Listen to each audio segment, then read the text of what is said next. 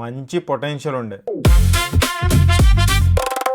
Hi guys, ఈ week first movie transfer త్రిమూర్తులు cinema చూస్తాను భయ్య. ఇది నవీన్ వడ్డే గారి కంబ్యాక్ ఫిల్మ్. ఈ సినిమాకి ఆయనకి రైటర్ క్రెడిట్ కూడా ఉంది భయ్య. And this movie is produced by Naveen Vadde గారు హిమ్సెల్ఫ్. వడ్డే నవీన్ గారు 90s లో పెళ్లి, మా ఆవిడ మీద ఒట్టు, మీ ఆవిడ చాలా మంచిది ఇలాంటి హిట్ సినిమాల్లో యాక్ట్ చేశారు భయ్య మెయిన్ లీడ్ గా. తర్వాత after long break he's making a comeback with transfer Trimurthulu. ఈ సినిమాలో నవీన్ వడ్డే గారు main lead and he is a police constable, honest police constable. Transfer Trimurthulu అని పేరెందుకు పడిందంటే ఆయన ఆనెస్టీని తట్టుకోలేక ఆయన ట్రాన్స్ఫర్ చేసి పడేస్తుంటారు. చాలా సార్లు ట్రాన్స్ఫర్ అవుతాడు భయ్య. ఇప్పుడు ట్రాన్స్ఫర్ త్రిమూర్తులు సినిమా నాకు ఎలా అనిపించింది అంటే ట్రీట్మెంట్ చాలా అవుట్డేటెడ్ గా ఉంది అండ్ ఓల్డ్ స్కూల్ గా ఉంది. ఈ సినిమాకి ఒక రియలిస్టిక్ మలయాళం కాప్ మూవీస్ లో ట్రీట్మెంట్ ఉంటుంది కదా, అలాంటి ట్రీట్మెంట్ ఈ సినిమాకి ఉండుంటే ఈ స్టోరీ నేను చూస్తున్నప్పుడు నా ఎక్స్పీరియన్స్ బాగుండేది. బట్ ఇన్స్టెడ్ మేకర్స్ ఏం చేశారు, కట్ చేస్తే songs, over the top fights ఇలాంటివి పెట్టేసి సినిమాని పొల్యూట్ చేస్తారు భయ్య. ఈ సినిమాలో స్పెషల్ సాంగ్ కూడా ఉంటుంది, అదే ఐటమ్ సాంగ్ అని అంటారు కదా, ఆ సాంగ్ కూడా ఉంటుంది భయ్య. Totally unnecessary. ఇప్పుడు ఇది వడ్డే నవీన్ గారి కంబ్యాక్ మూవీ, కరెక్టే, బాగుంది. కానీ ఆయన డాన్సులు చేస్తూ ఉంటారు భయ్య ఈ సినిమాలో. అంటే నేను వడ్డే నవీన్ గారి సినిమాలు చూసాను,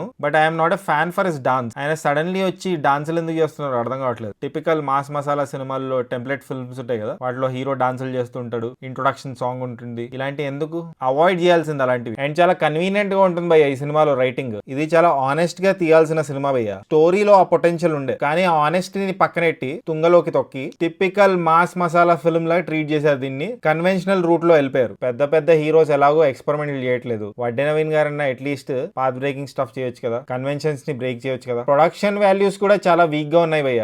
అమలాపురం, అరకు అంటారు కానీ చాలా పోర్షన్స్ సెట్స్ లోనే తీశారు. తీసిన రియల్ లొకేషన్స్ కూడా టైట్ క్లోజ్ లో ఉంటాయి. వైట్ షాట్స్ చాలా తక్కువ ఉంటాయి. సో రియల్ లొకేషన్స్ లో జరుగుతున్న సినిమాలా కనిపించదు. Casting is also bad. And ఒక చిన్న విలన్ ని కూడా నార్త్ ఇండియా నుంచి తీసుకొచ్చారు. మన తెలుగు యాక్టర్స్ లేరా ఆ చిన్న రోల్ కి కూడా. ఈ సినిమాలో పాజిటివ్స్ ఏంటంటే భయ్య, కొన్ని సీన్స్ ఉంటాయి. ఫస్ట్ హాఫ్ లో ఒక పొలిటికల్ సభ సీన్ ఉంటుంది, స్ట్రెచ్డ్ అక్రాస్ 10 minutes. అది నచ్చింది నాకు. అది అయిపోయిన వెంటనే ఇంటర్వెల్ బ్లాక్ పడుతుంది, good decent interval. And father కోసం హీరో ఒక పని చేయడం బాగుంది. And second half ending climax is good. ఒక అన్ఎక్స్పెక్టెడ్ ట్విస్ట్ వస్తుంది భయ్య క్లైమాక్స్ లో. నేను అనుకున్నట్టే జరుగుతుంది అనుకున్నాను, but to the contrary director surprise చేశారు అక్కడ with a nice twist. He was able to outsmart మీ. ఈ సినిమాలో కొంచెం బెటర్ రైటింగ్ ఉండుంటే, better production values, better casting, better background score ఉండుంటే ఈ సినిమాకి ఉన్న స్టోరీకి చాలా బెటర్ మూవీ అయ్యేది భయ్య. మీరు ఒక ఆనెస్ట్ పోలీస్ ఆఫీసర్ మూవీ తెలుగులో చూద్దాం అనుకుంటే without realistic film making, give transfer Trimurthulu movie a try భయ్య, అట్లీస్ట్ ఫర్ ద స్టోరీ పరంగా అయితే ఐ లైక్ ద మూవీ భయ్య. అండ్ వడ్డే నవీన్ గారు ఈ ఏజ్ లో కూడా ఆయన బాగున్నారు, స్టెప్స్ కూడా బాగా చేశారు, కానీ